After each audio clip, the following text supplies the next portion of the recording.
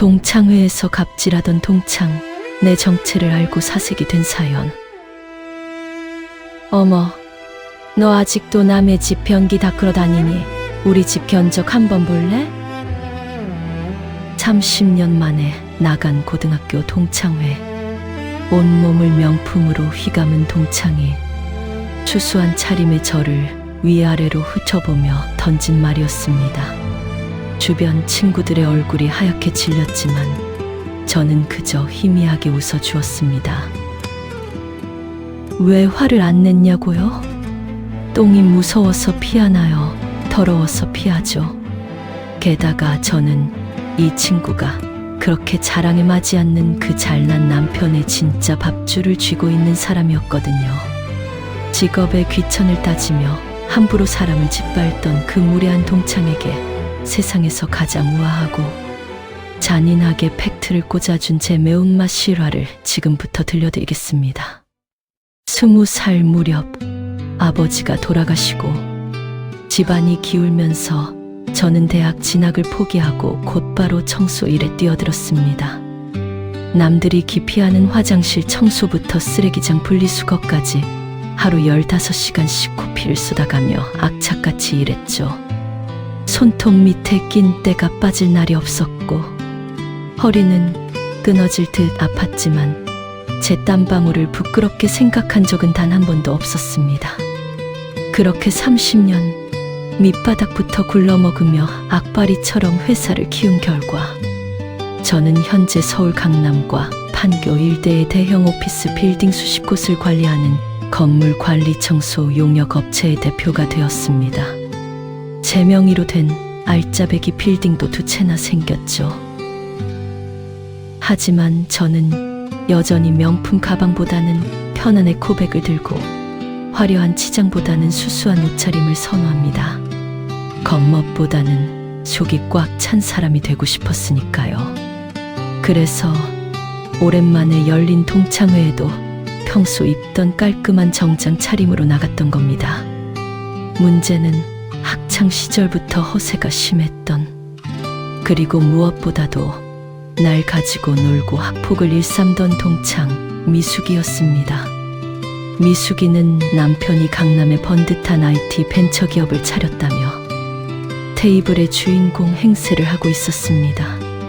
그러다 저를 발견한 미숙이의 눈빛이 묘하게 번뜩였습니다. 얼마 전 제가 작업복을 입고 저희 회사 소속 미화원 여사님들과 현장 점검을 도는 걸 우연히 길에서 마주친 적이 있었거든요. 미숙이는 그때 제가 아직도 일용직 파출부나 청소부로 일한다고 굳게 믿고 있었습니다. 예, 너는 동창회 오면서 옷이 그게 뭐니? 하긴 청소하러 다닌다면서 꾸밀 형편이겠니? 저기 시원한 물 좀 떠와봐. 야, 너 말이 너무 심한 거 아니냐? 참다 못한 다른 친구가 말렸지만 미숙이는 콧방귀를 뀌었습니다. 뭐가 심해? 친구끼리. 그리고 얘 학교 다닐 때도 내 말 잘 들었다. 저는 가만히 미숙이의 입에서 나오는 그 잘난 남편 회사 이름을 머릿속에 새겼습니다. 역삼동 사거리에 있는 무슨 벤처기업이라고 귀에 딱지가 않도록 자랑하더군요. 그 순간 제 입가에 차가운 미소가 번졌습니다. 그 회사가 입주해 있는 빌딩이 바로 제가 몇 달 전에 매입한 제 소유의 건물이었기 때문입니다. 물은 네가 직접 떠다 마셔라. 이 한마디를 남기고 조용히 동창회 자리에서 일어났습니다. 그로부터 일주일 뒤 제 비서가 면담 손님이 도착했다고 알렸습니다. 최근 자금 사정이 안 좋아 월세를 6개월이나 밀린 입주사 대표가 면담을 요청한 것입니다. 대표실 문이 열리고 허세 가득한 양복을 입은 남자와 그 팔짱을 끼고 들어오는 여자. 바로 미숙이 부부였습니다. 미숙이는 건물주 사모님 행세라도 하듯 턱을 치켜들고 들어오다 대표실 상석에 앉아있는 저를 보고 기겁을 하며 소리쳤습니다. 네가 왜 여기 있어? 너 미쳤어? 남의 사무실 청소하러 들어왔으면 빨리빨리 안 나가. 저는 미숙이를 향해 무심하게 제 명함을 밀어주었습니다. 청소? 그래, 청소는 내가 참 잘하지. 근데 미수가 어쩌냐?